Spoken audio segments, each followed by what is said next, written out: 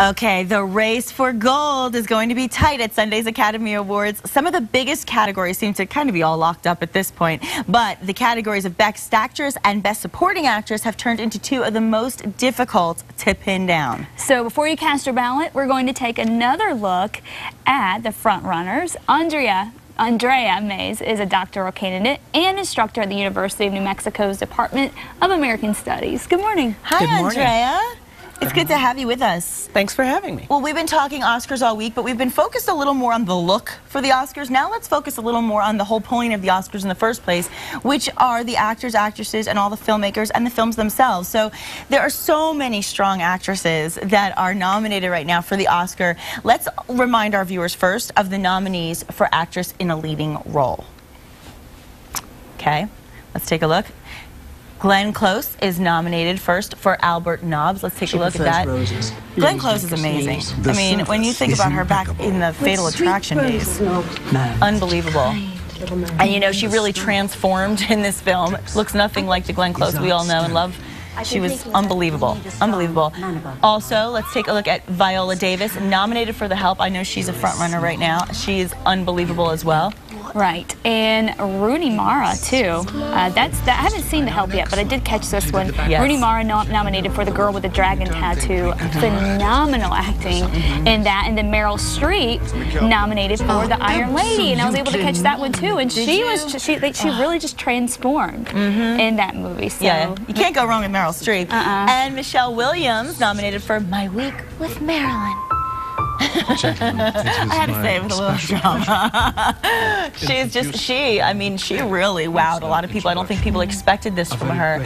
So, you know, Andrea, we want to ask you, what makes this year's Oscar nominations so interesting for women out there?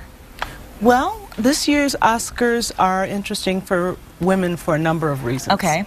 First of all, if you count that there are 9 films this year instead of 5 in the Best Picture category, and only one of those films deal directly with women or relationships between women, we can say that they're interesting because of the absence of women in the categories behind the camera. Very good point. In front of the camera, the roles that the women are portraying and the performances that they give are extraordinary.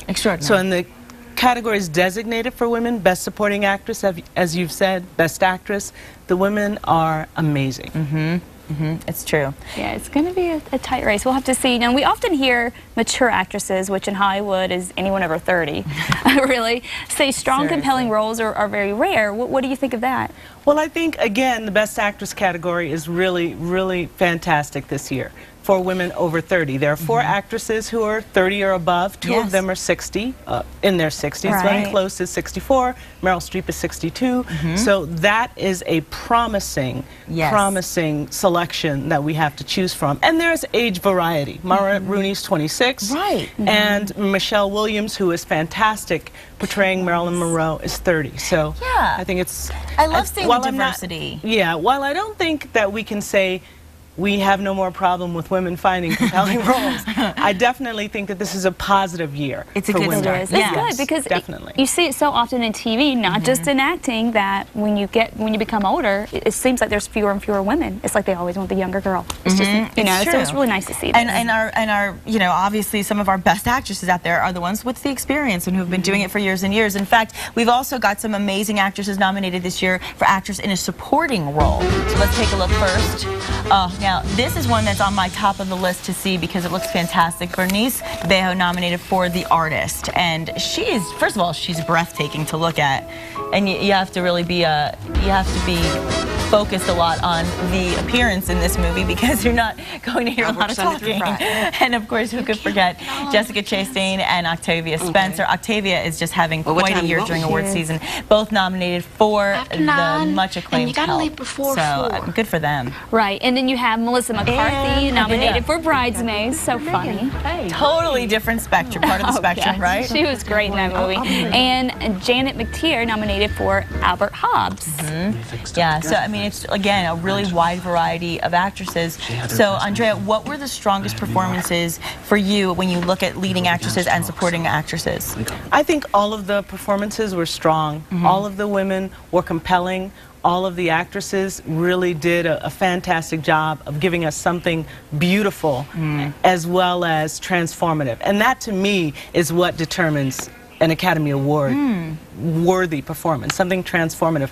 Not only in terms of what the actress does, how she changes and transforms into the role, but how we feel when we leave the theater about the character or the performance that was given. So, you know, in my opinion, I cannot decide. I feel like they all really transformed and became their characters.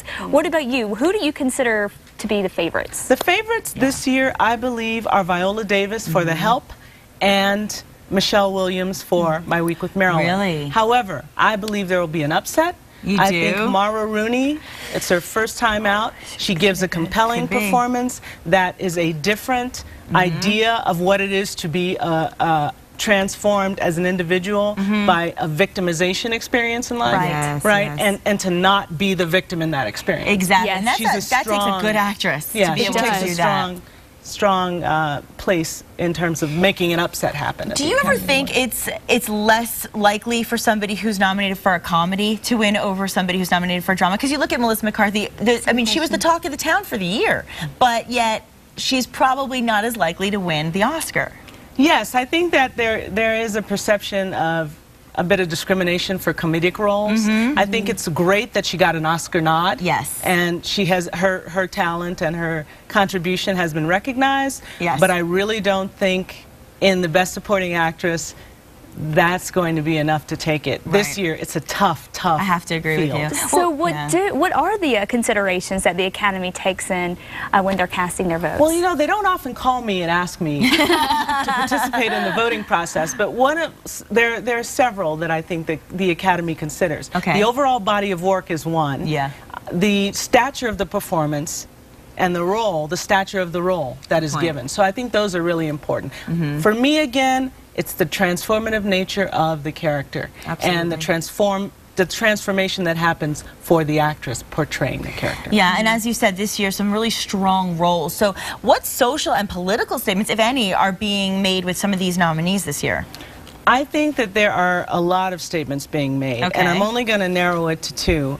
First, I think the fact that 4 out of 5 women in the Best Actress category are over the age of 30 is a statement. I like that statement. I think that there's another major intervention being made in gender in the roles in the Best Actress category. Not only the fact that Glenn Close is cross-dressing as a man, but also Margaret Thatcher is an important historical figure who's a woman who is being portrayed very well. You can't go wrong with Meryl Streep. Exactly. She's the perennial Oscar nominee. But in addition to that, we have Mara Rooney's character who's doing some very different presentation of what it is to be a strong woman. And I think that that's, you know, and to not be victimized though you are a marginalized member of society. That's such a good point. I feel like that's such a complicated role to play. It is a complicated role. And she nailed it. So I can see how she might be the dark horse or the little one, the little upset that may happen. Well, that's great insight. Andrea, thank you so much. Thank you. Really, we'd love to have you back to talk about it with some more after the fact. All right. That would be great hearing from me. Well, of course, the 84th Academy Awards will be broadcast live on Sunday. Be sure to catch it on another network. We're not done yet. Still ahead on New Mexico Style. We'll tell you where you can get a free meal today. Only don't want to miss that.